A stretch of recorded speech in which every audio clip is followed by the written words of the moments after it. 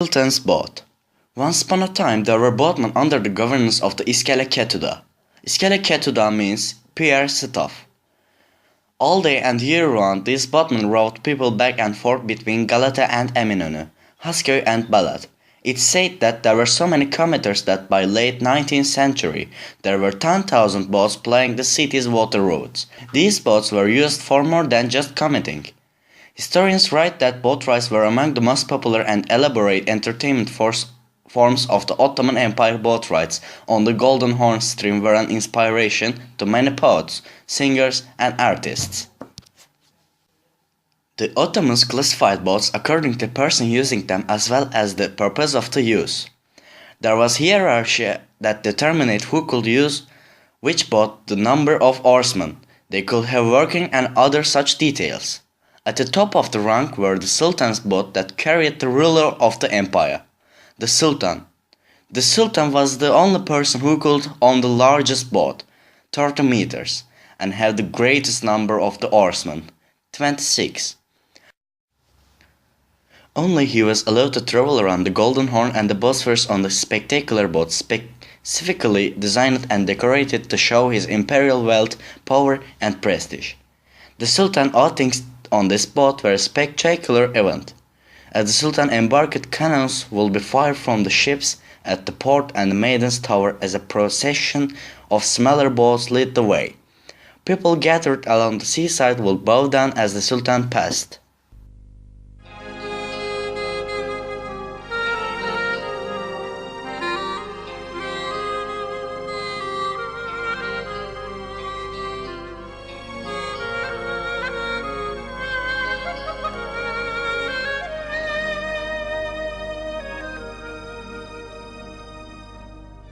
Look into the pensive waters of the bay, you will see, is the first line of an old Turkish song. Deep down lies a night from a long, long time ago. Only a night? What endless dreams are reflected on those waters? Palaces, castles, quays, gardens, fairies, but most of all, yalas. For those are indigenous to the shores of the Bosphorus. Architectural structures along the water display a great deal of variety all over the world, yet none has the stately presence nor the noble elegance of yalas. Yala is the name given to the unique waterside mansions, an architectural innovation of the Turks. Along the Bosphorus, the first residences of the kind were royal mansions and pavilions built of brick and stone, located in woods and gardens. These were followed by wooden yalas in the 17th century. The first yalas were permanent residences of Ottoman senior officials and officers.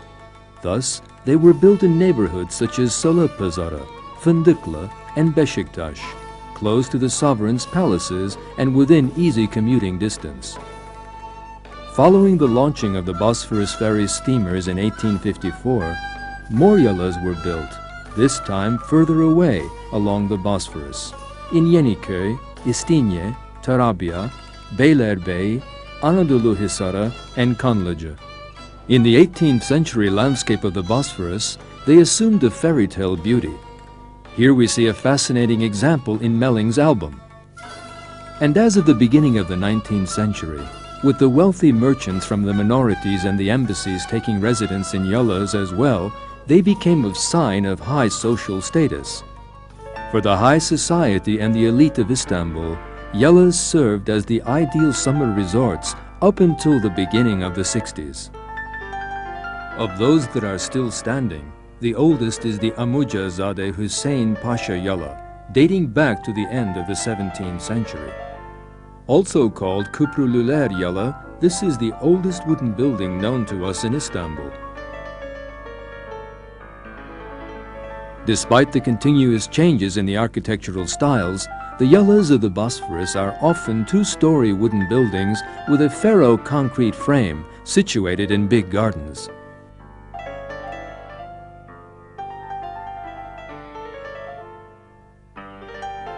On each floor, there is a big hall that is surrounded by various sized rooms.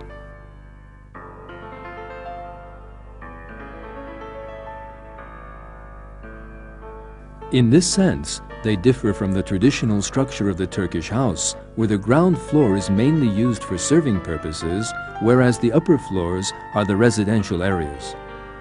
The yala has become a social and architectural phenomenon, unique to the Bosphorus. Trees that are indigenous to the Bosphorus, magnolias and stone pines, bring the smell of the Mediterranean. On your ferry of dreams, you pass by Fethi Pasha Yala in Közgüncük, and then sail along the Sadullah Pasha Yala in Cengizköy. You will be enthralled by the perfect proportions and the extraordinary beauty of the paintings and the ornaments.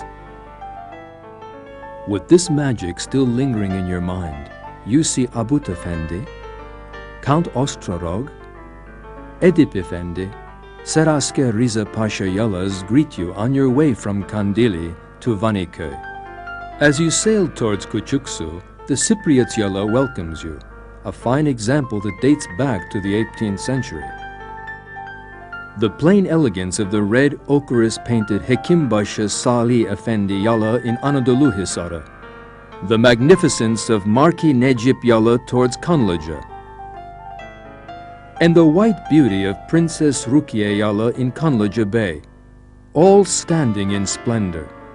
As you glide along the water, you see row yalas in Yeniköy with an Art Nouveau touch.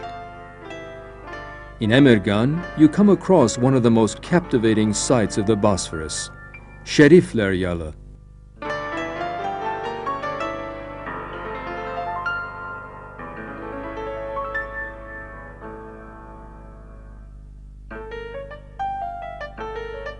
Then in Turabia, a magnificent example of these buildings, Huber Yala, used as the presidential residence today.